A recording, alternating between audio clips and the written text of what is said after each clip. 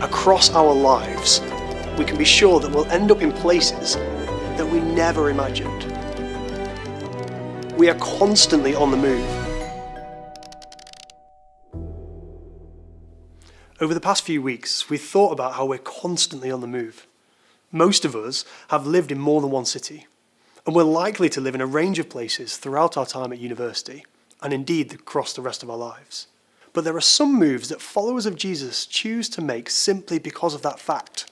Christians relocate into different houses or to different towns or even different countries because they believe that Jesus is asking them to do so. Luke records an example in his account of the early church. Two men leave their hometown to make Jesus known elsewhere, to countries Jesus' good news had not yet reached. Even before this incident, the leadership of the church in Antioch, a city in present-day Turkey, was already multi-ethnic and cosmopolitan. Luke provides the leaders' names for us: Barnabas, Simeon called Niger, Lucius of Cyrene, Manaen, who had been brought up with Herod the Tetrarch, and Saul. We're told elsewhere that Barnabas was a Jewish man from Cyprus. Simeon was called Niger, from where we get the name Nigeria. He was probably a black African of non-Jewish descent. Lucius of Cyrene was probably also of non-Jewish ancestry. Cyrene was in modern-day Libya. Manaen was a member of the Jewish elite. He had been brought up with Herod the Tetrarch. There's some evidence that he may have even been the foster brother of this important Jewish political leader. And then there was Saul. Saul was Jewish. He was an early opponent of Christianity and the one who'd overseen the violent expulsion of Christians from Jerusalem. He was on the way to Damascus when a dramatic encounter with the resurrected Jesus turned his life upside down and transformed him from being an opponent of Jesus to one of his followers. Now, these five leaders from very different backgrounds and with very different life stories are worshipping the Lord and fasting. Two activities given to God's people to help fix our hearts on Jesus. Then, as they seek God, the Holy Spirit imparts a message to them. Set apart for me Barnabas and Saul for the work to which I have called them. God the Holy Spirit guides his people in different ways throughout the book of Acts. Sometimes he speaks as God's people read the Bible. Sometimes it's through a sense of conviction which comes from God. Sometimes it's through a miraculous prophetic utterance. Luke doesn't tell us how the Holy Spirit spoke in this instance, only that the men together heard the same message from God. As Luke records it, the Holy Spirit simply requests that Barnabas and Saul be set apart. But what follows implies that the Holy Spirit communicated that he wanted Barnabas and Saul elsewhere.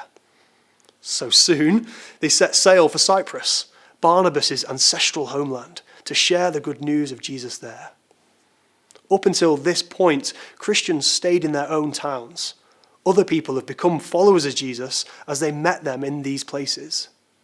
Then, as they've been forced to move because of persecution, Christians have also made disciples of Jesus as they've gone. But this episode marks the first recorded time that Christians consciously relocate in order to make disciples of Jesus elsewhere. For their part, having believed they heard the voice of God the Holy Spirit, the leaders fast and pray to clear their own hearts and minds and to ask for God's confirmation. They conclude that this word really is from God, so they place their hands on Barnabas and Paul as a sign of their unity with them, and then they send them off. It was clearly a costly decision for all involved. For Barnabas and Saul, it meant uprooting everything, saying lots of goodbyes and making a step into the unknown. It was also costly for those left behind in Antioch. All of a sudden, the church's leadership team was down 40%. Furthermore, Barnabas and Saul were key members. Barnabas' name is listed first amongst the leaders, probably indicating that he was the most senior. And Saul, meanwhile, was one of the church's rising stars. Now imagine deliberately sending away the two most active members of your church or CU. That's how it would have felt for those in Antioch. So why were they willing to part with Barnabas and Saul? Clearly, these leaders believed it was what God had asked. But perhaps, at another level, As they looked at each other in their diversity, they became freshly aware God has no favourites.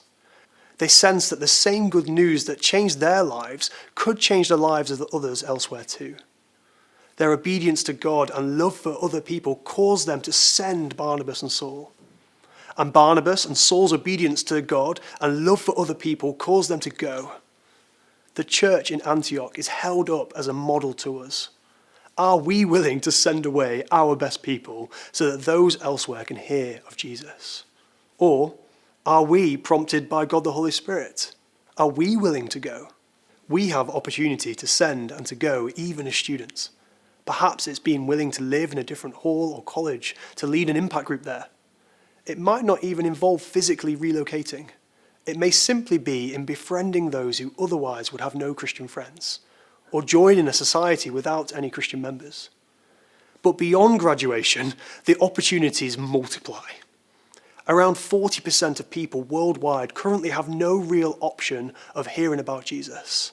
And here in the UK, many of our neediest estates and housing schemes have little or no Christian witness.